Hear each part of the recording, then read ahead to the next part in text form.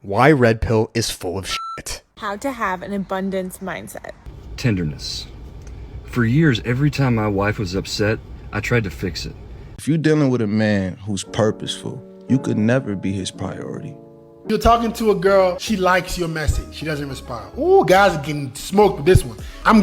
Stop trying to find your manhood through your dick. If a woman gets ghosted, it's not the man's fault, it's the woman's fault. She didn't add value. She didn't add value. Yep. When you get into a marriage and you're like, they're better than everybody else, and oh my God, I love them, and they bought me the right ring, and you go all that other stuff. When it gets tough, you're like, the first reflex I know to do is get out of it. And nobody lies and you make it till you're old and gray, which is beautiful. You know, when marriage is done right. How to make a booty call look like a date. 3, 2, 1.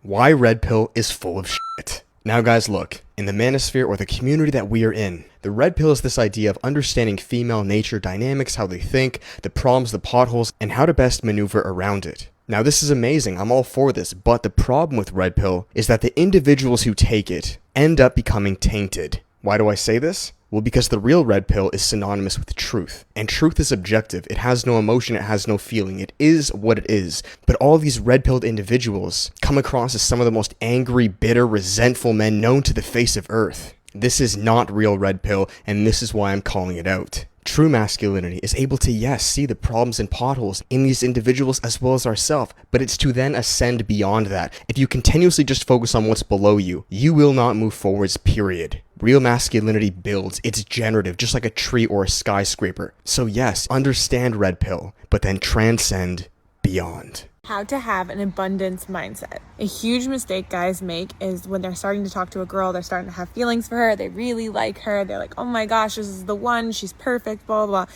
And you make up this huge story in your head, and then when it doesn't work out, you are crushed. It makes you never want to do dating again, right? Like you don't want to put yourself back out there because it's going to happen again. But when you take the abundance mindset, what you do is you go into it being like, let's see how this goes. If it doesn't work out, doesn't work out. If she does anything crazy, she has red flags, or I'm just like not feeling it, I let it go. You need to know your worth. So many guys are like, yeah, but this is the first girl that's shown attention to me. She likes me. It doesn't matter. You can get more girls. That is the abundance mindset. Hold yourself to a higher standard and tell yourself, I can get girls. And then go and get girls.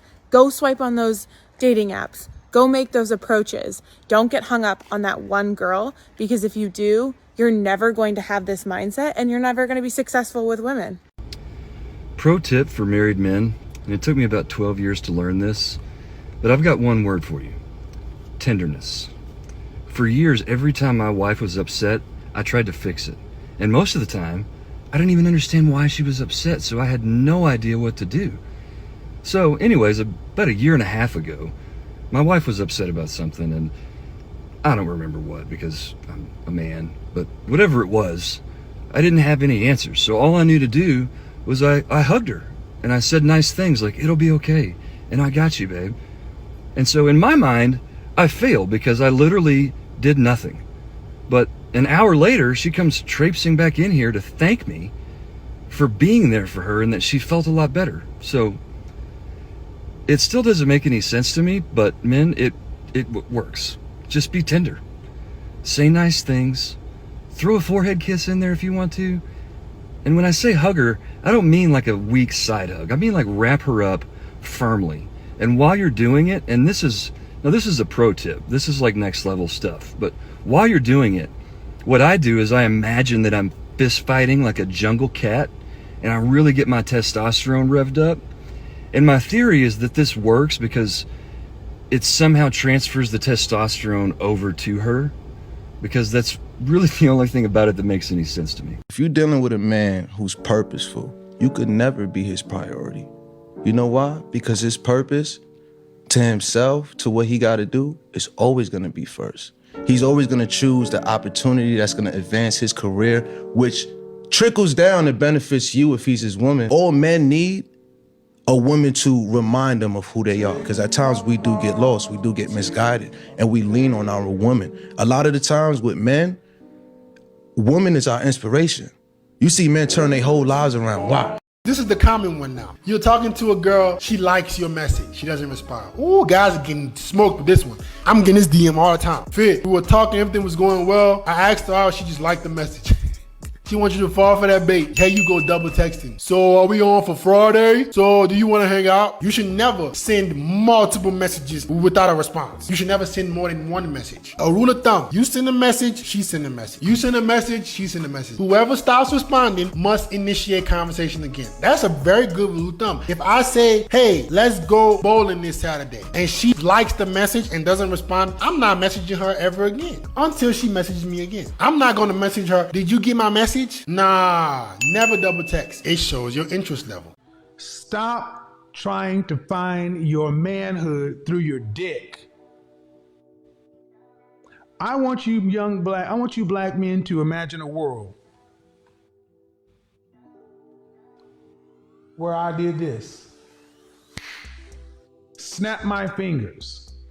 Thanos, Reality Stone, and away goes your penis and your balls.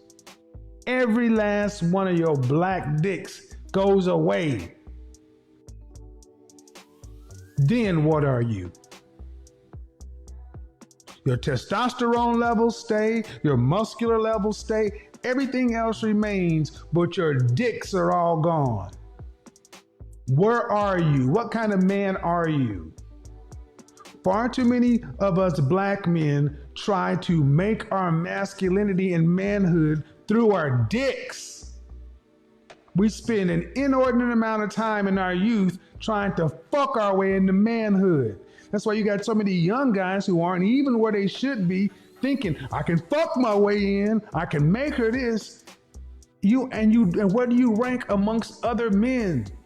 We're the only group of men who walk around with our dick thinking that makes us a man. Go around other groups of men. They don't have to walk around and hi, I'm the CEO, hello, or whatever the accent you want to put in. They are not judged. If a woman gets ghosted, it's not the man's fault, it's the woman's fault. She didn't add value. She didn't add value. Yep. I learned. She was useless, or she didn't bring peace, or whatever it may be. But a lot of women tend to blame men for getting ghosted. The reality is, guy game is attaining the girl. Girl game is retaining the guy after you fuck him. And unfortunately, many modern day women can't do that because they think, let me just show up, throw him some box here or there, be pretty, etc. And that's enough. And yeah, that'll be enough to maybe get flown out, go on a trip here or there, whatever it is, and get some sexual attention from high value men. But that does not mean that you're going to get relationship type attention. And that's where I think that disconnect is. The concept of what we call dating is honestly practicing divorce. It's like getting with people to then figure out if you kind of want to be with them, and then you get out of it. And then we're taught, like, as young people, like, try it as many times as you want to until you find the one. But what you've done is you've formed unknowingly a habit of getting into things and getting out of them. Oh, wow, I've never heard anyone say that. So what ends up happening is when you get into a marriage and you're like, they're better than everybody else, and oh my God, I love them, and they bought me the right ring, and you go all that other stuff. When it gets tough, you're like, the first reflex I know to do is get out of it. Yeah. You fall in love, and you're lucky and you happen to be that minority that finds the love of your life. And statistically, someone's gonna cheat. We've got Instagram, we got Tinder, we got all this BS that's like catered to lying to somebody or catered to finding quick love and not what you work for. So suppose you get by all that and you find the love of your life and you guys are down for each other and nobody lies and you make it till you're old and gray, which is beautiful. Eventually somebody has to die. That's like the truth of human life. Somebody has to die. You don't survive love. You don't survive love, but you know what though? If you keep that in mind, then today you might not cheat. If you know that tomorrow's your last day, then today you might not be a jerk. Today you might be authentically yourself. Today you might confess something. If you know that tomorrow it could be all over. Wow. When marriage is done right, your home becomes a spiritual recharge center where you can break away from the wickedness of the world, let your firewall down and come home to a place of pure love where you can plug into and extract peace and power.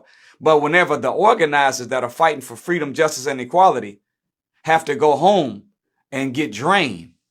And I said, man, the last thing that a man wants to come home to after fighting in this world is to have to go round two with his own woman. And the last thing a woman wants to come home to after fighting in this world is to find a man that ain't been fighting at all.